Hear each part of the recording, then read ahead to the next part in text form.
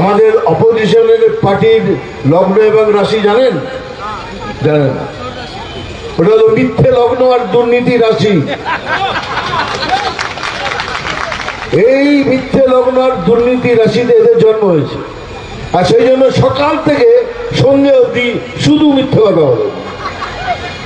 কোথাও এক পণ্য সত্যি পাবেন না। আমার কথা বিশ্বাস করছেন? দেখুন, এই কিছুদিন এখন বন্ধ করেছেন, সিএএ নিয়ে কি চেঁচামেচি, হতে পাবো না, জ্বালিয়ে দেবো, এই করে মুসলমান ভাইদের দৌড় করাবো, তুমি ফিরবে না। ওদের ভয় 10 বছর ধরে ভয় করাচ্ছে। এখানে যদি মুসলমান ভাই বোনরা আছেন, ভাই সালাম আলাইকুম, আদাব। আমি বলছি তাদের, তোমরা এই মিথ্যেতে যেও না। সিএএ নাগরিকত্ব কেড়ে নেবার আইন নয়, নাগরিকত্ব দেবার আইন। আর এই আইনটা শুধু মুসলমানদের জন্য নয়, এই আইনটা আমার জন্য, খ্রিস্টান ভাইদের জন্য, শিখ ভাইদের জন্য, সবার জন্য এই আইন। তাহলে কেন ওদের একেলা দাঁড়িয়ে দেবে? এর কি হচ্ছে? খালি ভয় দেখানো হচ্ছে। আমি চ্যালেঞ্জ করছি, আপনার কাছে যদি ঠিকঠাক আধার কার্ড থাকে, কেন বলছি ঠিকঠাক, কেন এনারা পয়সা দিয়ে জালি আধার কার্ড বানিয়েছে। তার কিছুদিন আগেই তো আর একটা জালি শুনলেন, 5 লক্ষ জালি। এরা অনেক ধরনের বিজনেস করে, তার মধ্যে জালি একটা। তো এদের কাছে পার পাবেন না, খারাপ সালে এরা ভরে গেছে। তাই সিএএ ভয় পাবেন না, এখন বুঝতে পেরে গেছেন খেলা জমবে না। কেন? এর সার্টিফিকেট অলরেডি দেওয়া চালু হয়ে গেছে। আপনি নাগরিক ছিলেন না, আসুন দেখুন, আপনি নাগরিকত্ব পেলেন। নাগরিকত্ব পেলে আপনার লাভ, যত সরকারের প্রযোজনা আছে সব কিছু পাবেন। কিন্তু যদি আপনারা ওনার কথা শোনেন, আপনাকে চ্যালেঞ্জ করেছে, বলছি আপনার এদিকেও যাবে ওদিকেও যাবে। ওনার মিথ্যে প্রচার থেকে বেরিয়ে আসুন।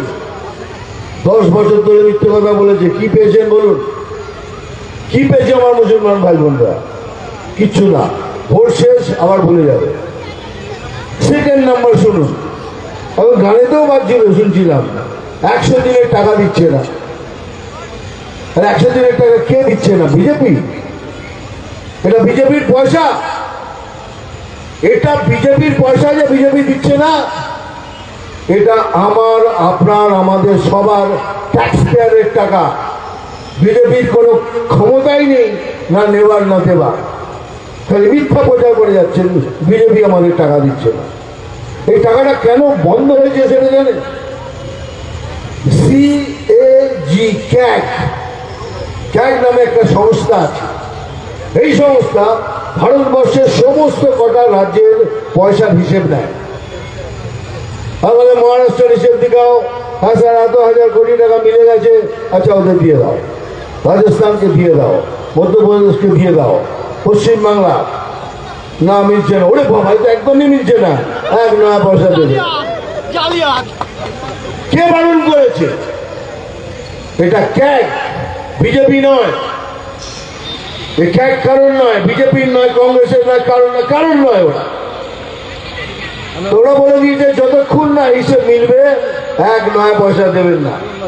তো আজকের দিনে 100 দিনের কাজ যে পাচ্ছেন না, পয়সা পাচ্ছেন না, তার জন্য বিজেপি দায়ী নয়, তার জন্য দায়ী এই সরকার। আর এই সরকারের ওপরে যিনি বসে আছেন তিনি। এখন জিজ্ঞেস করুন কত টাকা? 1 টাকা, 100 টাকা, 1000 টাকা, 1 কোটি টাকা, 100 কোটি টাকা, 1000 কোটি টাকা না।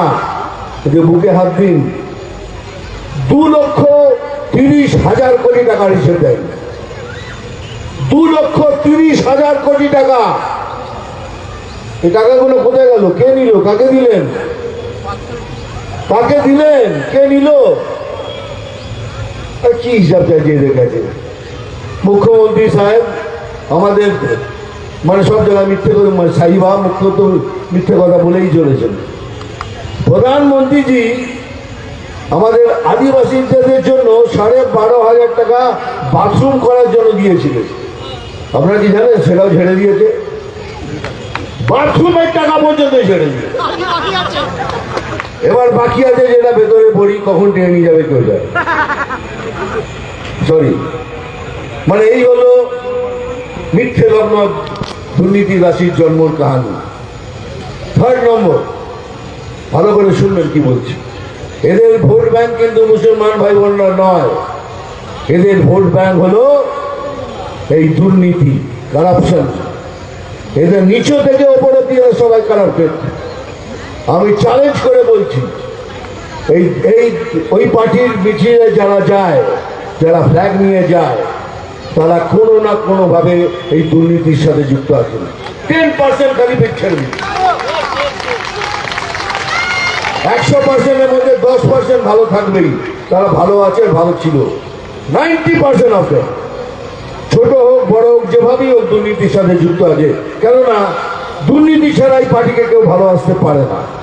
সেই জন্যই তারা চায় না এই সরকার বদল হোক, যেভাবেই এই সরকারকে বাঁচাও। তাহলে এসব শেষ, দুর্নীতি শেষ, এই সরকারও শেষ। এইটাই হলো প্রবলেম। সেই জন্য আমি বলছি, ভালো করে শুনুন।